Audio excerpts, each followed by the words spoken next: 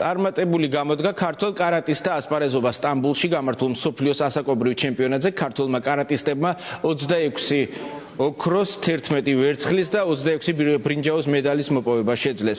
საქართველოს სპორტული დელეგაცია ტურნირზე 150 სპორტსმენით და 15 მსაჯით იყო წარდგენილი. ჩემპიონატის დასრულების შემდეგ მსოფლიოს კარატეს ფედერაციამ კიდევ ერთი ახალი ორგანიზაცია ტრადიციული კარატეს მსოფლიო ფედერაცია დააფუძნა, რომლის ვიცე-პრეზიდენტადაც საქართველოს საბრძოლო სახეობათა კონფედერაციის პრეზიდენტი კახა ბასილი აირჩიეს.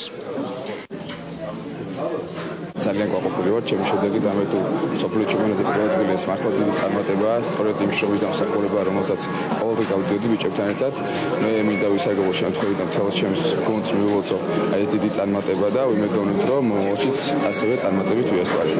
საერთოდ ჯამში ჩვენმა ქართველ სპორტსმენებმა მოიპოვეს 22 ოქროს медали, 9 ვერცხლის медали და 26 ბრინჯაოს медали. ვფიქრობ, რომ ეს არის ძალიან ნაყოფიერი ესეთ შედეგი და ეს არის რა თქმა უნდა დამსახურება სპორტის სამინისტროში, რომელსაც დახმარება გაგვიწია.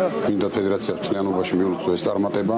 სამი ასაკობრივი ჯგუფი იყო, რა თქმა უნდა ახალგაზრდები, დიდები, სენიორები და ვეტერანები და მისასალმებელი ისიც, რომ ჩვენ დელეგაციაში გარდა იმისა, რომ საკმაოდ დიდი წარმატება იყო, ძალიან ბევრი მიიღო მონაწილეობა და ხაზგასმით მინდა, რომ ძალიან ბევრი გულშემატკივარი დაესწრო ამ ღონისძიებას.